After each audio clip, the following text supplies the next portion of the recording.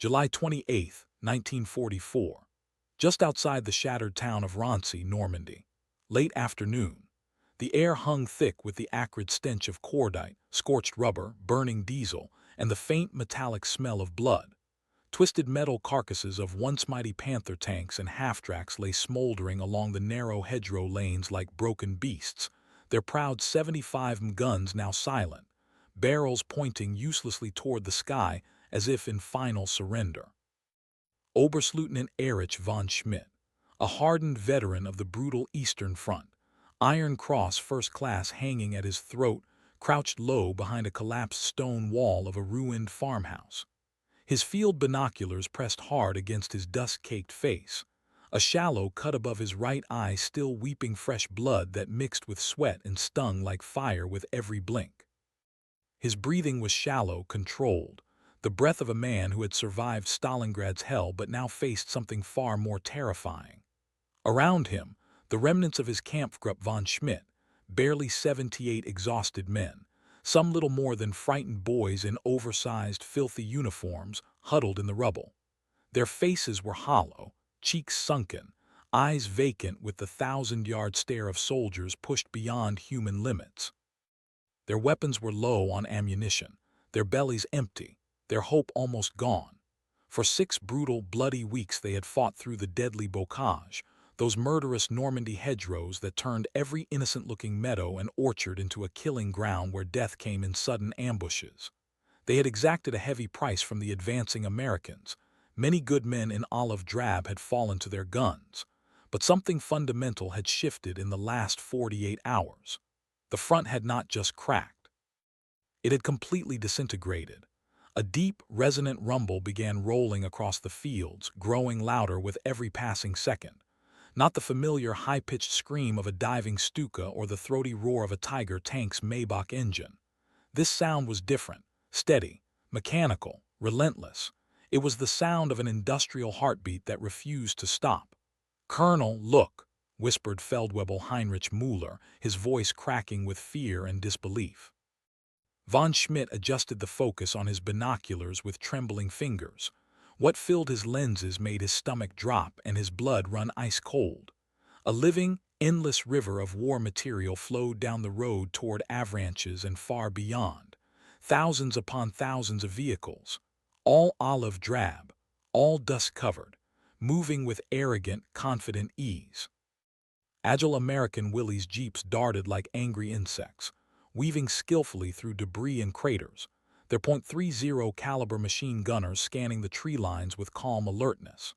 Behind them stretched endless columns of rugged GMC deuce-and-a-half trucks stacked high with shining fuel jerrycans that glinted in the dying sunlight, crates of artillery shells, boxes of fresh rations, and fresh-faced infantry replacements who still looked well-fed, rested, and ready.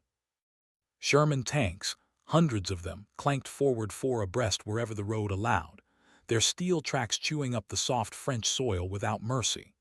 Self-propelled artillery, recovery vehicles towing damaged tanks, mobile workshops, command cars bristling with tall radio antennas whipping in the wind, and ambulances marked with bright red crosses rolled forward without any apparent fear of attack.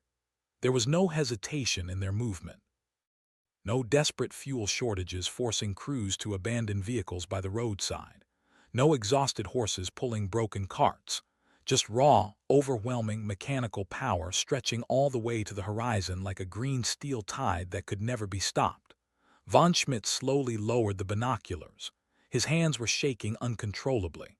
For the first time in years, genuine fear gripped his veteran heart.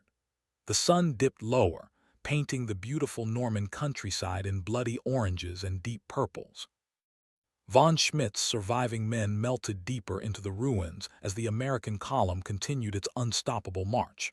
From their hiding positions, they could clearly hear American voices carried on the gentle breeze, casual laughter, confident radio chatter in that flat accent, and even music playing from a Jeep speaker. Music, in the middle of a savage war. The contrast with their own grim reality was devastating.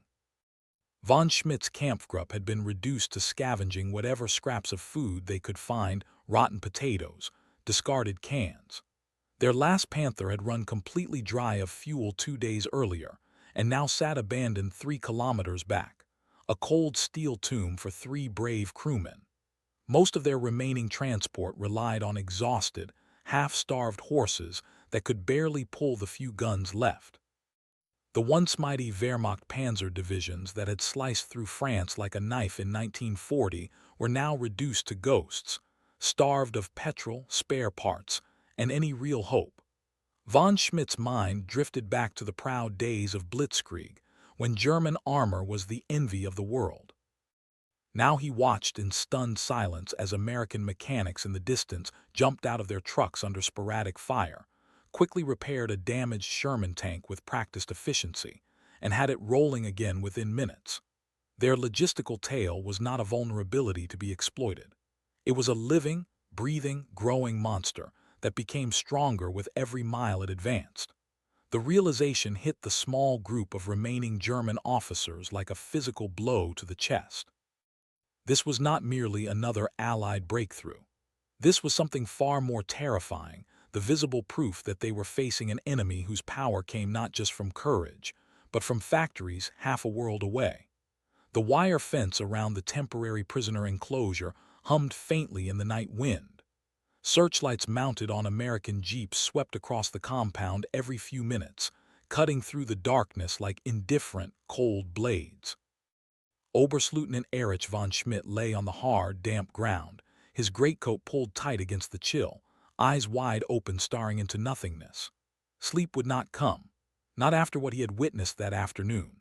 In the quiet hours between sweeps of the searchlights, the captured German officers spoke in low, broken voices filled with pain and disbelief. A gray-haired Oberst from the 17th SS Panzer Grenadier Division, his left arm in a crude sling, whispered from the shadows. "I radioed headquarters 3 days ago begging for fuel, just 50 cubic meters. They told me none was available, yet here the armies roll with rivers of it. Their jeeps drink gasoline like our men once drank beer in the streets of Paris." One young lieutenant, barely 22 years old with the face of a boy, began to cry softly as he described what he had seen during the desperate retreat from Morton. Hundreds of their gliders came down behind our lines, not just with paratroopers, with fuel drums, ammunition pallets, even spare engines for their tanks. They resupplied an entire division from the sky while we marched on foot like Napoleon's starving army. Dawn broke with the now familiar, never-ending sound of American convoys shifting gears and engines rumbling.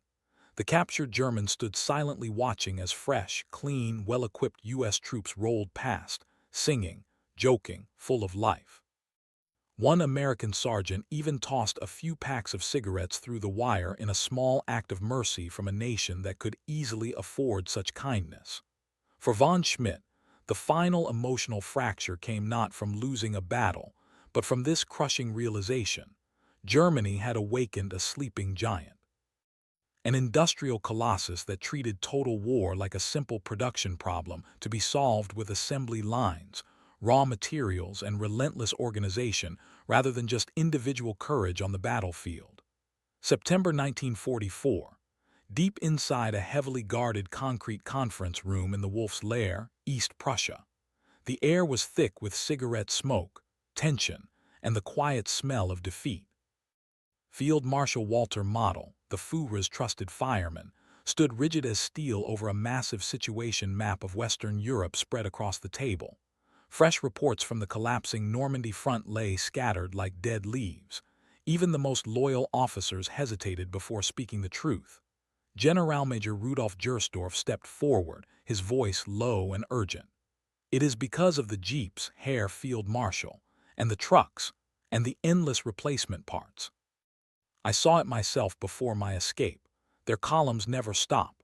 One of their infantry divisions moves with the speed and flexibility of our best panzer units, but without any fear of fuel shortages." The room fell into a heavy, suffocating silence. These were not desk officers. These were hardened veterans of Poland, France, and the meat grinder of Russia. Men who had believed in German superiority of will, tactics, and engineering. Now they grappled with a terrifying new reality they could no longer deny. The whispers in the halls of power grew louder with every passing day. The war was no longer about glory, territory, or brilliant maneuvers. It had become a slow, grinding, inevitable realization of defeat at the hands of overwhelming American industrial abundance. The rumble never stopped. Even at night, even in pouring rain, the American columns kept moving forward without pause. Oberstleutnant Erich von Schmidt, now transferred to a larger collection camp near Cherbourg, stood at the barbed wire fence with a dozen other senior German officers. They no longer bothered hiding their stares.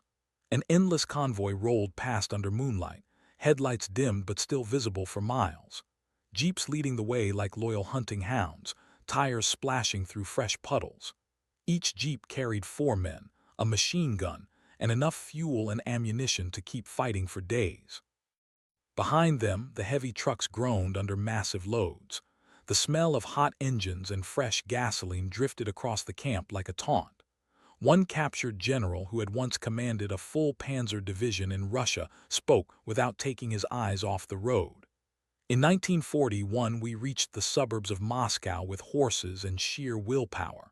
These Americans, they simply build more engines.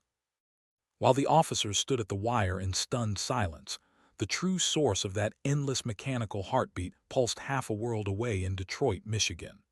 Inside Ford's massive Rouge River plant, the roar was deafening, a symphony of American industry at full wartime throttle. Conveyor belts stretched for miles under harsh, bright lights. Women in bandanas and heavy gloves, their faces streaked with grease, tightened bolts on Jeep bodies with pneumatic guns. Men too old for the draft and teenagers worked beside them with urgent purpose. Every few hours another completed Jeep rolled off the line, tires mounted, engine tested, ready for paint and immediate shipment to the front. By late 1944, American factories were producing nearly 1 Jeep every 3.5 minutes around the clock. The Willys MB and Ford GPW were miracles of deliberate, rugged simplicity. Tough, reliable, easy to maintain. Mass-produced in numbers so vast they made German engineers weep with envy. Hauptmann Karl Drescher, standing beside von Schmidt at the fence, lit a captured Lucky Strike cigarette with shaking hands. We mocked their cars before the war, called them flashy and soft. Now their soft machines are carrying an army across Europe while ours sit abandoned for lack of a few liters of fuel. The Jeeps kept rolling, day and night. Relentless, unstoppable. October 1944. A transit prisoner camp outside Southampton, England. Cold rain hammered the canvas roofs of the tents as another convoy of American vehicles growled past the perimeter. A new group of captured officers had just arrived from the heavy fighting around Aachen. One major, his greatcoat still smelling of smoke and wet wool, spoke in a monotone voice drained of all hope. We attacked with everything we had left: panthers, assault guns, even King Tigers. For a few hours we punched through their lines. Then the American response came, not with elite panzer formations, with hundreds of jeeps. They swarmed our flanks, calling in artillery like it was nothing. Within hours, fresh Shermans appeared to replace every loss. A captured quartermaster captain named Heinrich Keller joined the circle, his voice filled with quiet shame. In September, we received only 12 trucks for an entire corps. 12. The Americans ran their Red Ball Express, moving 12,000 tons of supplies every single day.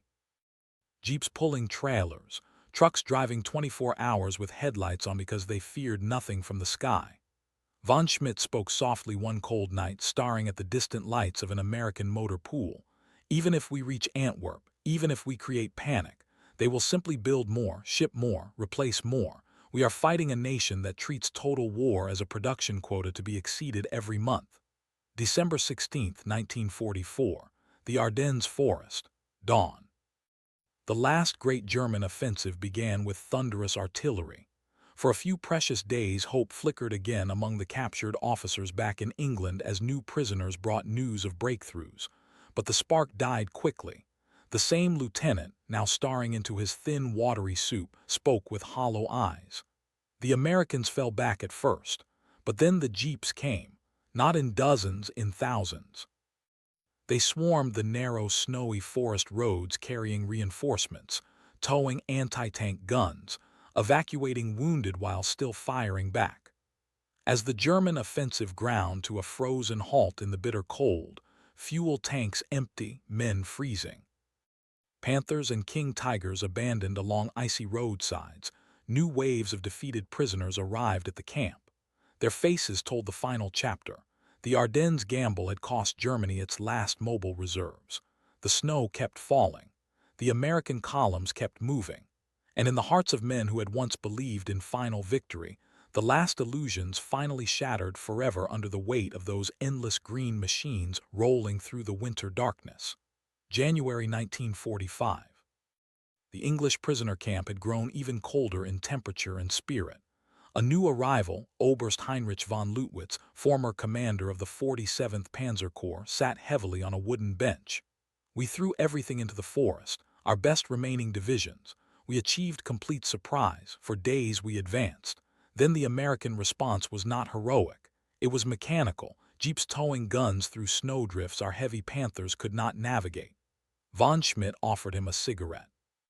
It is not witchcraft, Herr Oberst. It is Detroit. It is Pittsburgh.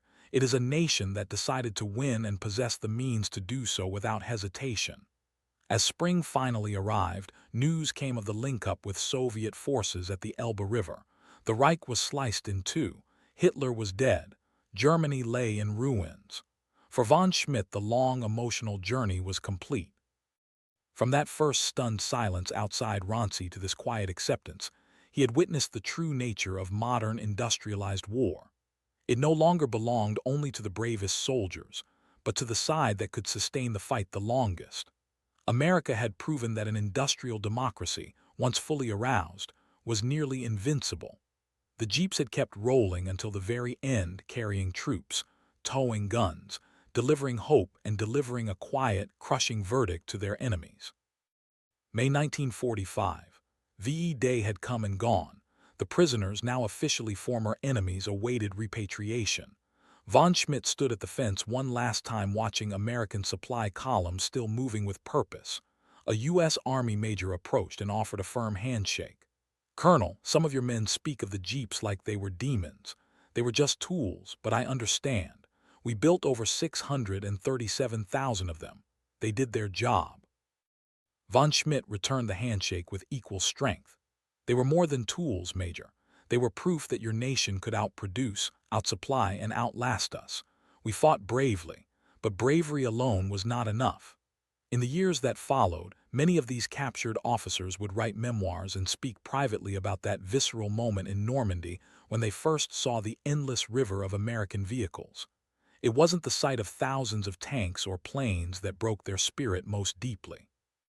It was the humble, rugged jeep, thousands upon thousands of them, moving with relentless confidence across an entire continent. They symbolized the